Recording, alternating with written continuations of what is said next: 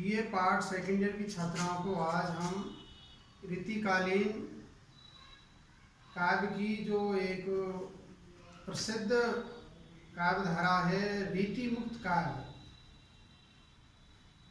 रीति मुक्त काव्य का जो प्रमुख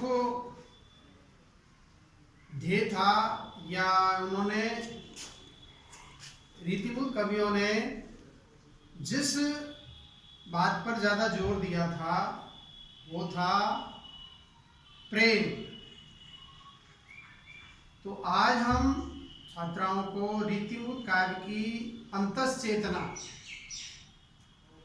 प्रेम उसके बारे में हम चर्चा करेंगे इस वीडियो में। रीतिमुक्त कवियों ने रीतिबद्ध कवियों से हट करके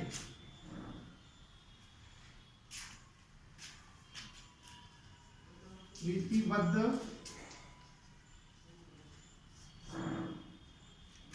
ये तीन काव्य धाराएं थी, रीतिबद्ध, दूसरी रीतिमुक्त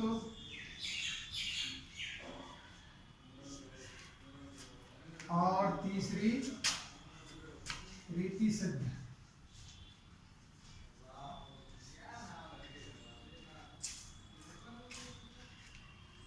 रीतिबद्ध कवियों ने जिस प्रेम का चित्रण किया है उसमें मासलता देखने को मिलती है, जबकि रीतिमुक्त कवियों का जो प्रेम है वो विशुद्ध प्रेम है। रीतिबद्ध कवियों ने संयोग श्रृंगार का अधिक चित्रण किया है, जबकि रीतिमुक्त कवियों ने वियोग श्रृंगार का अधिक चित्रण किया है। आज हम विशेषकर रीतिमुक्त कवियों का जिनकी अंतश्चेतना थी प्रेम, उसकी विस्तार से चर्चा करेंगे। रीतिबद्ध कवियों का प्रेम स्थूल और शरीर के उभय पक्ष से संबद्ध रहा है। रीतिबद्ध न कि रीतिमुक्त। उनके प्रेम निरूपण में बाह्य दृश्यों का चित्रण अधिक है। उनकी दृष्टि में प्रेम व्यापार का चित्रण रूढ़िबद्ध लक्षणों, गिने हुए दृश्यों, कभी समय व्यापारों द्वारा ही किया जा सकता है। रीतिबद्ध कवि शरीर सुख को ही सर्वोच्च प्रेम का लक्षण और शायद मानते थे। रीतिबद्ध जो लइये संग सजन तो धरक नरक हूं की ने, इस उक्ति को ही प्रेम और श्रृंगार ही नहीं जीवन का सर्वस्व मानते थे। नायक नायिका का मिलन ही रीतिबद्ध कवियों के लिए प्रेम की चरम परिणति है। इसके विपरीत रीतिमुक्त कवियों का प्रेम संबंधी दृष्टिकोण अशरीरी मानसिक था। उनका प्रेम गूढ़, एकांतिक और आत्मनिष्ठ है। आत्मनिष्ठ। रीतिबद्ध कवियों का प्रेम मार्ग, वक्र और छलावा से पूर्ण था। रीतिबद्ध का। किंतु ये कवि का तात्पर्य रीतिमुक्त कवि प्रेम पथ धीर पथिक, प्रेम के राजमार्ग पर निश्चल भाव से सरपट दौड़ने में के विश्वासी है। और एक कवि ने लिखा भी है, अति सूद सने को मार्ग है जहां नेक सयान बांक नहीं, जहां सांझ चले तज आपन को झिझके कपटी जो निशाक नहीं। कहने का तात्पर्य अति सूधो यानी प्रेम का मार्ग सीधा और सरल है, जहां नेक सयानप बांक नहीं, जहां पर रंच मात्र भी, नेकु यानी रंच मात्र भी, सयानप यानी सयानापन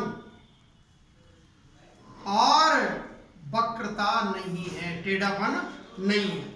जहां सांझ चले तज आपन को, जहां सच्चा व्यक्ति ही प्रेम मार्ग पर चल सकता है। और आपन को यानी अपना गर्व, अहंकार, घमंड है उसको त्यागना पड़ता है। झिझके कपटी जो निशाक नहीं, यानी कपटी उस मार्ग पर, छल कपट जिसमें होगा वो प्रेम के पथ पर नहीं चल पाएगा।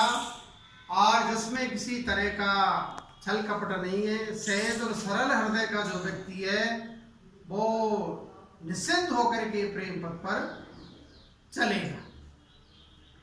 रीतिबद्ध कवि सामाजिक नियम, मर्यादा, नैतिकता आदि से बंधकर ही प्रेम की अभिव्यक्ति करते थे, जबकि रीति मुक्त कवियों ने स्वच्छ प्रेम का समर्थन किया है। न इन्होंने अभिसारकों की लुका छिपी को व्यक्त किया है, न गुरुजनों की लज्जावश किसी संकेत स्थान पर मार्मिकता और आदरता है। वैयक्तिक अनुभूतियों के कारण रीति मुक्त कवियों के प्रेम में तरलता है। सुजान घनानंद को नहीं मिल सकी, ठाकुर अपनी प्रिया को न पा सका, तो उनका प्रेम काव्य के मार्ग से अव्यक्ति पा गया।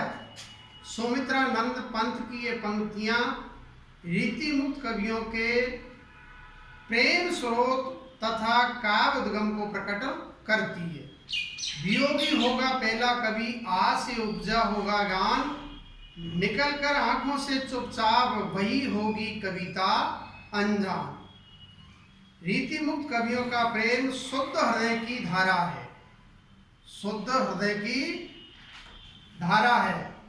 बुद्धि तो इसकी दासी मात्र है। ये अपने प्रेम पात्र से सीधा प्रणय निवेदन करते हैं, किसी मध्यस्थ को आवश्यक नहीं समझते।